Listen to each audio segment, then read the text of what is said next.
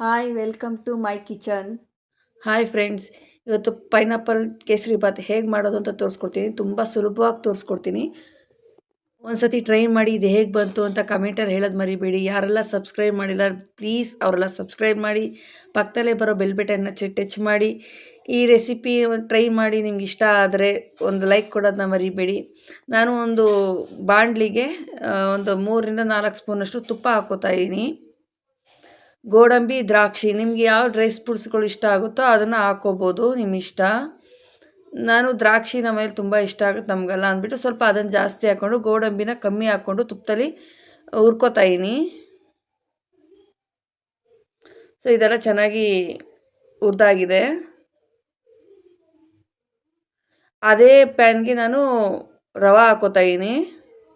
ರವೆ ನಾನು ಉಪ್ಪಿಟ್ಟಿನ ರವೆ ತೊಗೊಂಡಿದ್ದೀನಿ. ನಾನು 1 ಲೋಟ ರವೆ ತೊಗೊಂಡಿದ್ದೀನಿ. ಅದೇ ತುಪ್ಪದಲ್ಲಿ ಕೈನ ಬಿಡ್ದಂಗೆ, ಯಾಕೆಂದರೆ ಸೀದೋಗ್ಬಿಡುತ್ತೆ, ಕೈ ಬಿಡ್ದಂಗೆ ಗೋಲ್ಡನ್ ಕಲರ್ ಬರೋ ಗಂಟ ಇದನ್ನು ಫ್ರೈ ಮಾಡ್ಕೊಳ್ಳೋಣ. ನೋಡಿ ಚೆನ್ನಾಗಿ ಫ್ರೈ ಆಗಿದೆ.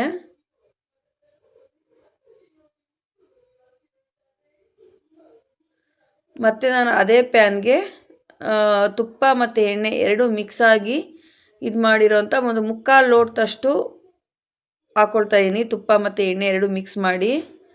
ಆಮೇಲೆ ನಾನು ಒಂದು ಪೈನಾಪಲ್ನ ತರಿಯಾಗಿ, ಅಂದರೆ ತುಂಬ ಫೈನ್ ಪೇಸ್ಟ್ ಮಾಡ್ಕೊಂಡಿಲ್ಲ, ಸ್ವಲ್ಪ ದಪ್ಪ ದಪ್ಪ ಪೀಸ್ ಇರೋ ಥರನೇ ಅದನ್ನು ರುಬ್ಕೊಂಡು ಇದು ಮಾಡ್ಕೊತಾ ಇದ್ದೀನಿ. ಅದೇ ತುಪ್ಪದೊಳಗಡೆ ಹಾಕ್ಕೊಂಡು ಒಂದು ಸ್ವಲ್ಪ ಹೊತ್ತು ಫ್ರೈ ಮಾಡ್ಕೊತಾ ಇದ್ದೀನಿ.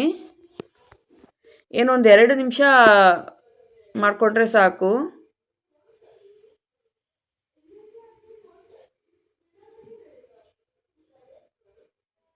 ಸೊ ನಾನು ಯಾವ ಲೋಟದಲ್ಲಿ ರವೆ ತೊಗೊಂಡಿದ್ನಲ್ಲ ಅದೇ ಲೋಟದಲ್ಲಿ ನೀರು ಕೂಡ ಹಾಕ್ಕೋತಾ ಇದ್ದೀನಿ.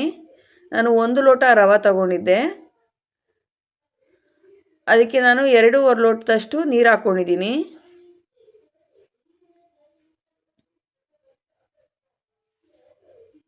ಒಂದು ಸ್ವಲ್ಪ ಏಲಕ್ಕಿ, 2-3 ಏಲಕ್ಕಿ ಹಾಕ್ಕೊಂಡಿದ್ದೀನಿ. ನಾವು ನೀರು ಕುದೀತೈತೆ, ನಾವು ಏನು ಗೋಡಂಬಿ, ದ್ರಾಕ್ಷಿ ಎಲ್ಲ ತುಪ್ಪದಲ್ಲಿ ಹುರ್ಕೊಂಡಿದ್ವಲ್ಲ ಅದನ್ನು ಹಾಕ್ಕೋತಾ ಇದ್ದೀನಿ. ಒಂದು ಸ್ವಲ್ಪ ಕೇಸರಿ ಕಲರು, ಇದು ಆಪ್ಷನಲ್ಲು, ಬೇಕು ಅಂದರೆ ಹಾಕ್ಕೊಳ್ಳಿ, ಇಲ್ಲಾಂದರೆ ಸ್ಕಿಪ್ ಮಾಡ್ಬೋದು. ನಾನು ವಿಡಿಯೋಗೆ ಅಂತ ಹಾಕ್ಕೊಂಡಿದ್ದೀನಿ, ಇಲ್ಲಾಂದ್ರೆ ನಾನು ಕಲರ್ ಹಾಕಲ್ಲ. ಇದ್ರ ಬದಲಾಗಿ ಕೇಸರಿ ದಳ ಇದ್ದರೆ ಅದನ್ನು ಕೂಡ ಹಾಲಲ್ಲಿ ನೆನೆಸ್ಬಿಟ್ಟು ಹಾಕ್ಕೋಬೋದು. ಈಗ ನಾನು ಯಾವ ಕಪ್ಪಲ್ಲಿ ರವೆ ತೊಗೊಂಡಿದ್ನೋ ಅದೇ ಕಪ್ಪಲ್ಲಿ ಸಕ್ಕರೆನ ಹಾಕ್ಕೋತಾ ಇದ್ದೀನಿ, ಅಳತೆ ಮಾಡಿ 1 ಲೋಟ. ಈಗೇನು ನೀರು ಆಲ್ಮೋಸ್ಟ್ ಈಗ ನೋಡಿ ಕುದಿಯೋಕ್ಕೆ ಸ್ಟಾರ್ಟ್ ಆಗಿದೆ. ಜಾಸ್ತಿ ಕುದಿಸ್ಕೊಳ್ಳೋದು ಬೇಡ, ಒಂದು 2-3 ಕುದಿ ಬಿದ್ದಿದ ತಕ್ಷಣ ರವಾನ ಹಾಕ್ಕೊಳ್ಳೋಣ. ಸ್ವಲ್ಪ ಸ್ವಲ್ಪನೇ ಹಾಕ್ಕೊಂಡು ತಿರುಗಿಸ್ಕೊತಾ ಇರೋಣ.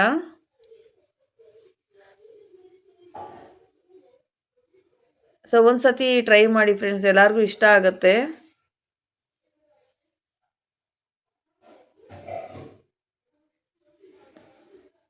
ಇದನ್ನು ರವೆನ ಚೆನ್ನಾಗಿ ಬೇಯಬೇಕು, ಅಲ್ಲಿವರೆಗೂ ಚೆನ್ನಾಗಿ ತಿರುಗಿಸ್ಕೊಳ್ಳಿ. ಒಂದು 2-3 ನಿಮಿಷನಾದ್ರೂ ಬೇಯಬೇಕು.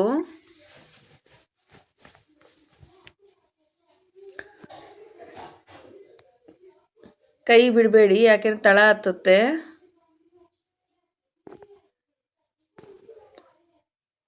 ನಿಮ್ಗೇನಾರ ಎಣ್ಣೆ ಕ್ವಾಂಟಿಟಿ ಕಮ್ಮಿ ಮಾಡ್ಕೋಬೇಕು ಅಂತ ಅನಿಸಿದರೆ ಧಾರಾಳವಾಗಿ ಒಂದು ಸ್ವಲ್ಪ ಕಮ್ಮಿ ಮಾಡ್ಕೊಳ್ಳಿ.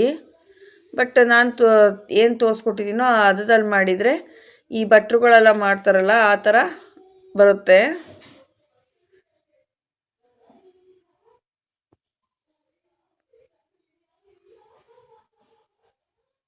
ರುಚಿಕರವಾದ ಬಿಸಿ ಬಿಸಿ ಆಗಿರುವಂಥ ಕೇಸರಿ ಬಾತು ಟೇಸ್ಟ್ ಮಾಡೋದಕ್ಕೆ ರೆಡಿಯಾಗಿದೆ.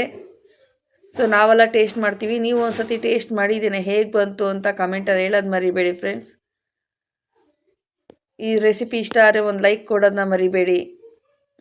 ಸೊ ರುಚಿಕರವಾದ ಪೈನಾಪಲ್ ಮತ್ತು ರವೆಯಿಂದ ಮಾಡಿರುವಂಥ ಕೇಸರಿ ಬಾತ್ ರೆಡಿಯಾಗಿದೆ. ಸೊ ನಾವಂತೂ ತುಂಬ ಇಷ್ಟಪಟ್ಟು ತಿಂದ್ವಿ.